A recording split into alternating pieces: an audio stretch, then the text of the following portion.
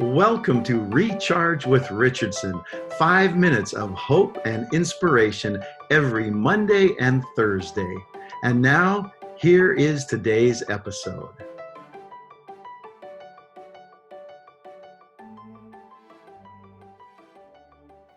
There was a recent conversation I heard on a podcast between Craig Groeschel and John Maxwell.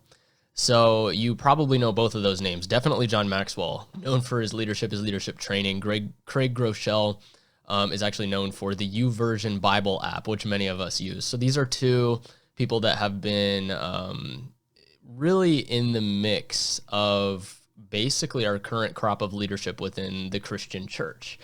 And please excuse my dog in the background. She's joining us on Recharge with Richardson.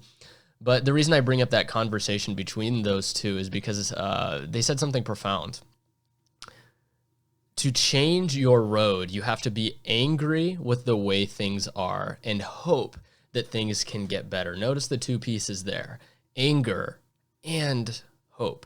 And the argument here is that they say you need both, because anger without hope puts you into desperate straits. But hope without anger, you won't pay the price needed to make that change. There's a price to pay to change the world. So I read this in the context of how just a couple weeks ago we had a vision night. And that vision night was to break intentionally into the horrible statistic that 66% of young people leave the church immediately after graduating high school. 66%. So that statistic is real. That statistic is based on actual people. But the vision night that we had was to reject that as our narrative. So we're angry with the fact that the statistic represents our reality. I think I can look around and see most of my friends not in the church, but we have hope that Jesus is so beautiful, that Jesus can make this change. So we're angry, but we have hope that God will do something if we really come to him and ask, what can we do? What price can we pay to have our young adults stay in the church? Because this is something absolutely worth changing for. If there's a crisis, you solve it. You don't just talk about it, you get in and solve it. So that is what we're trying to do as a church.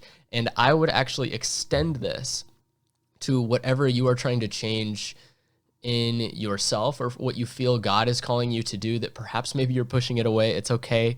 We've all been there. We all are in that place where God's calling us to do something crazy, and maybe we don't have the motivation, or we don't want to pay the price to attain that thing that God perhaps is calling us to. So let me read you the verse that accompanies this so beautifully. It's found in Isaiah 43, verse 19. Oh, I love this. This whole chapter is fantastic, by the way. After you watch this, I want to encourage you, just read the rest of the chapter. Here's verse 19. Behold, I am doing a new thing. Now it springs forth. Do you not perceive it? I will make a way in the wilderness and rivers in the desert. Oh my goodness, this imagery is fantastic. Look, when you're in the middle of a wilderness, you have no GPS, you have no way forward, you may not even have anybody around you that knows the way. So when you're lost in that wilderness, when you're in that place where there's no way forward, it's crippling. It's crippling.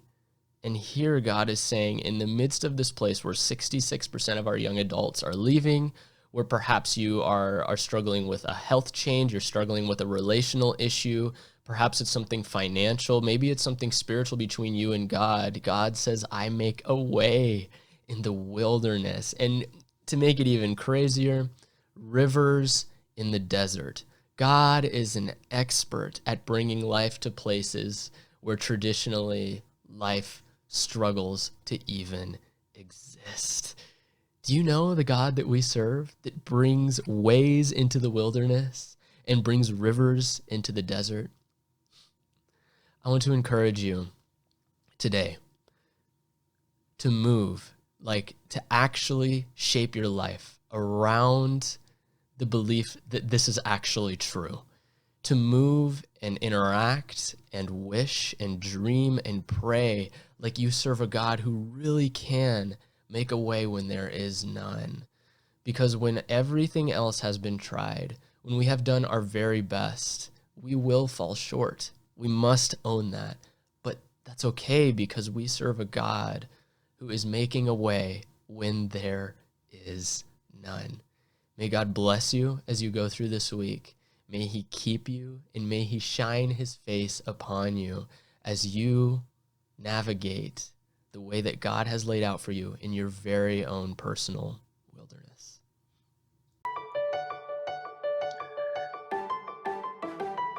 Thank you for joining us for Recharge with Richardson.